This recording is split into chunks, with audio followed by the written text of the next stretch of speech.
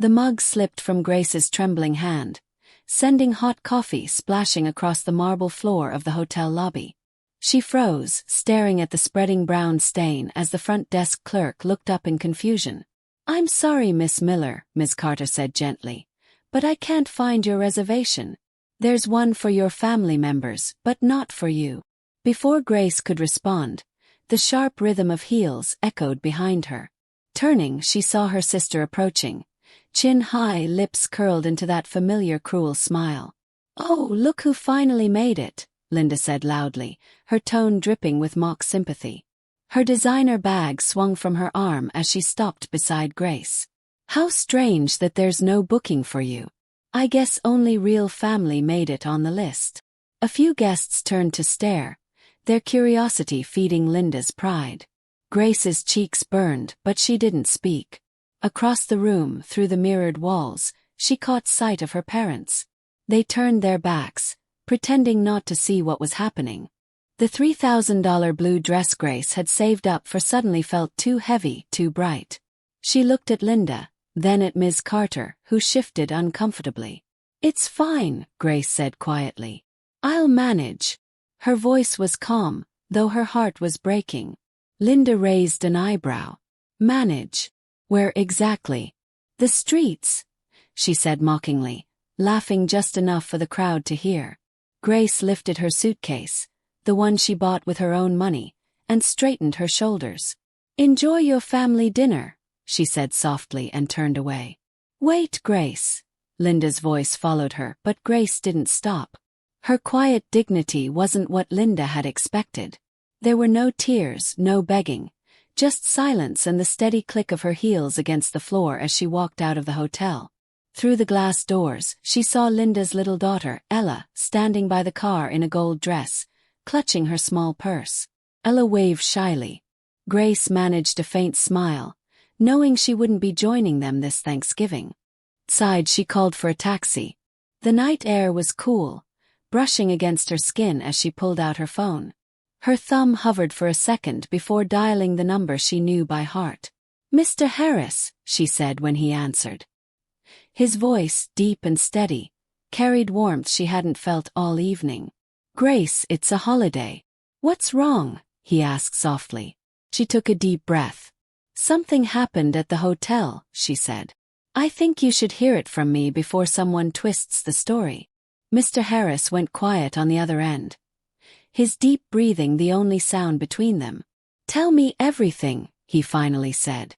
Grace spoke slowly, explaining how Linda had booked rooms for everyone except her, how their parents turned away, and how she'd walked out without a word.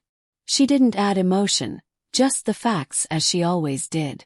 When she finished, Mr. Harris's voice was calm but heavy. "I understand, Grace. Leave the rest to me." His tone carried that quiet finality she knew meant action. 15 minutes later, as Grace's taxi rolled through the city lights, her phone started buzzing. First one call, then another, all from Linda. Dozens of messages followed, some angry, some panicked. "Grace, please call me back. Grandpa's furious." "What did you tell him?" Grace didn't answer. She leaned her head against the window and closed her eyes. The night outside was calm, but she knew a storm had already begun within her family, one they had brought upon themselves. By the time Grace reached the airport, her phone was flooding with notifications.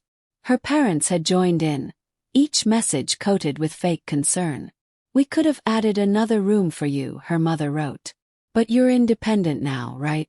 You earn enough to handle yourself." Another message followed from her father. "Why make a scene over nothing? Linda has a husband and a child. You should learn to let small things go."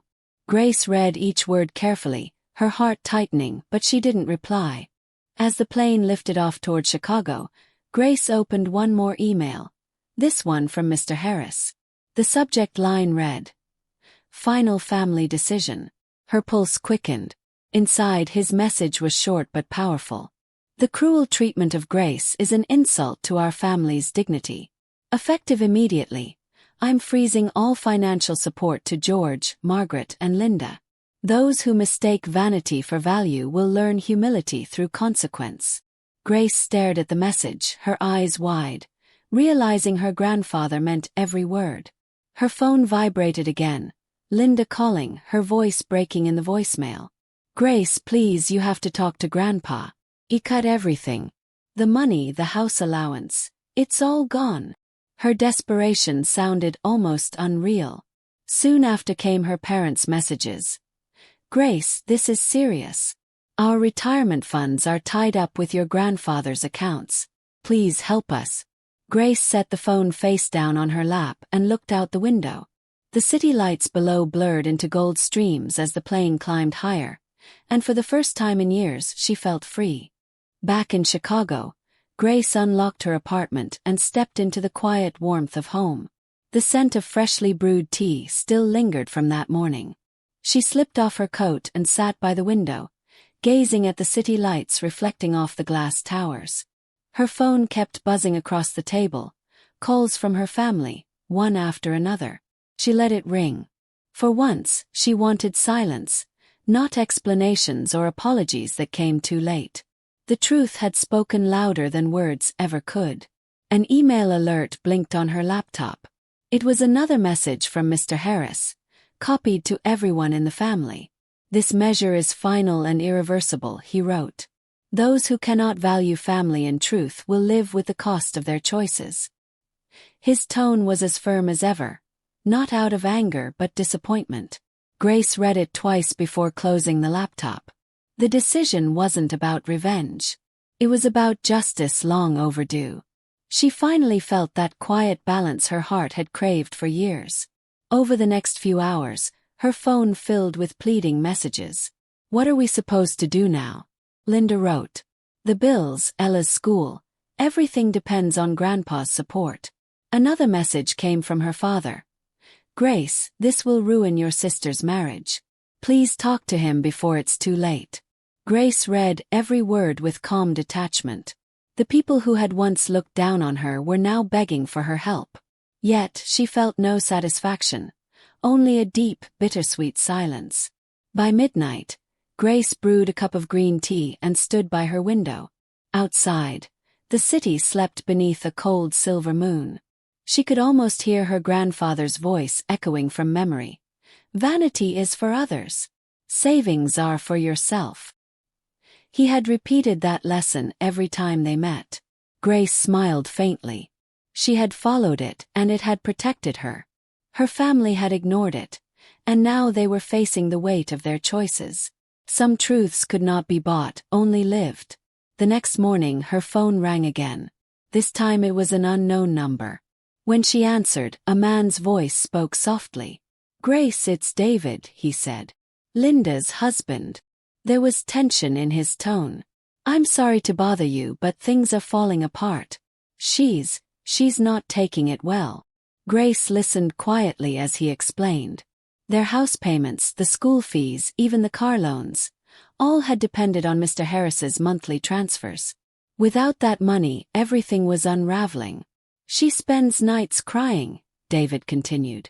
"And I just found out about debts she never told me about. Maxed out credit cards, personal loans, everything." Grace said nothing for a moment. Then calmly she replied, "I hope this makes her realize something, David. All that glitter was never gold." He sighed deeply. "I know. But Ella doesn't understand any of this. She keeps asking why Aunt Grace isn't coming for dinner anymore." Grace closed her eyes, her heart tightening for the child caught in the storm. When the call ended, Grace sat in silence. The noise of the city faded, leaving only the faint hum of her refrigerator. She remembered Ella's small smile in the lobby, innocent and unaware of the cruelty around her. Opening her drawer, Grace pulled out a tiny wrapped box, the pearl hair clip she had bought for her niece. She traced her finger over the ribbon and whispered, "Someday when she's ready." It wasn't Ella's fault. It never had been. 2 weeks passed. The chaos in her family deepened.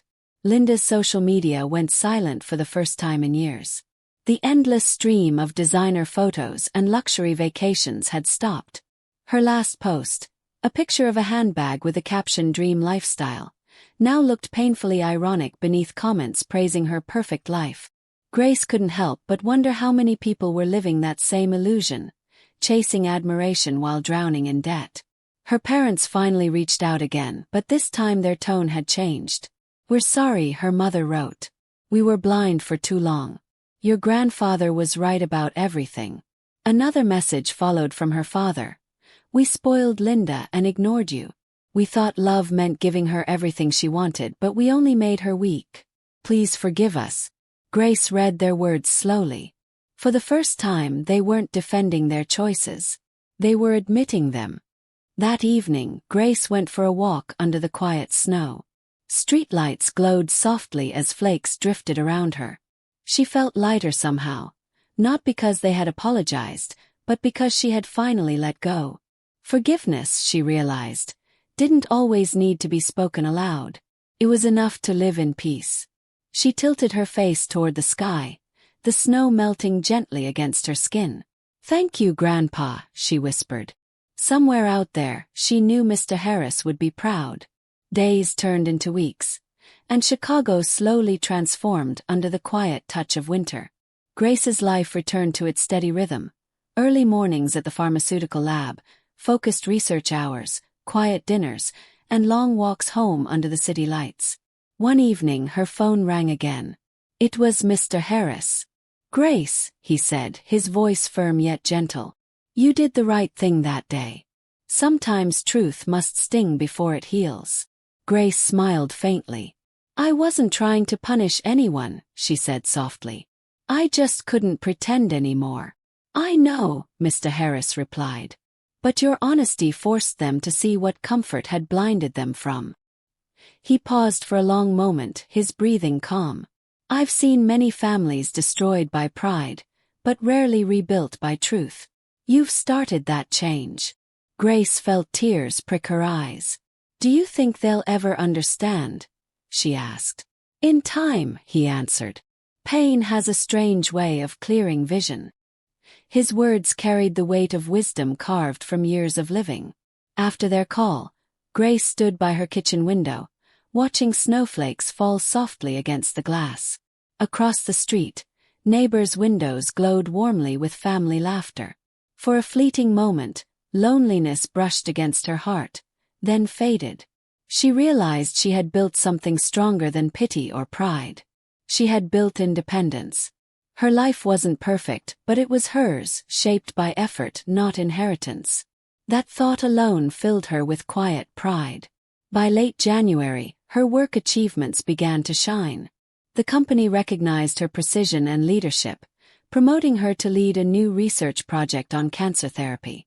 Her salary increased, her team respected her, and her financial stability grew stronger than ever. On weekends, she attended investment study sessions, still guided by Mr. Harris's principle: save quietly, live peacefully. The more she worked, the more she understood how rare peace of mind truly was, and how priceless. Meanwhile, her family's once perfect world was unraveling in slow motion. Her parents sold their luxury Florida home and moved into a small apartment. Linda's house went on the market, and her husband filed for separation. The glamorous images once flooding her social media had vanished. "I never imagined life could change so fast," her father admitted in a rare phone call. "We built our happiness on borrowed wealth." Grace listened quietly. "Maybe now," she said gently, "you'll build it on something real." That night, Grace received a short message from her mother. "We're learning how to live within our means. It's not easy, but we're finally understanding what you always tried to tell us." Grace read it twice, her heart softening. They were changing slowly but surely. The pain had done what years of words couldn't. She didn't reply immediately, she just smiled and whispered, "That's enough." Sometimes, healing didn't need grand gestures. It only needed truth and time. A month later, a small parcel arrived at her doorstep. Inside was a velvet box containing a single pearl necklace. There was also a handwritten note from Mr. Harris. "True brilliance belongs to those who stand on their own feet." Grace held the necklace carefully, her eyes moistening. It wasn't just a gift. It was a quiet acknowledgement of everything she had become, self-reliant, graceful and strong. She placed it around her neck and felt the faint warmth of his faith in her. Spring came softly to Chicago, carrying the scent of renewal. One morning, Grace received a text message from an unfamiliar number. It was short and innocent. "Aunt Grace, when can I see you again?" It was from Ella, sent through her mother's phone. Grace stared at the message for a long while, her heart tightening. The child still remembered her, the only one in that family whose love hadn't been built on money or appearances. Grace typed her reply slowly. "Soon, Ella. Very soon." She set the phone down and looked out the window at the blooming cherry trees along the street. Maybe, she thought, not all bonds were lost, only tested. The next generation still had a chance to learn the right values, to grow up grounded, not greedy. She smiled softly, knowing that one day, when the time was right, she would give Ella the pearl hair clip still wrapped neatly in her drawer. That evening, Grace sat on her balcony, the cool spring breeze brushing her face as the city glowed beneath the fading sky. She lifted her teacup, reflecting quietly on the journey that had led her here, from humiliation to peace, from rejection to self-worth. Her phone lay silent beside her, no longer a source of pain but a symbol of freedom. She whispered to herself, "Peace doesn't come from being accepted. It comes from accepting yourself." Somewhere far away, Mr. Harris smiled to himself, proud of the granddaughter who had finally taught the family what true wealth really meant.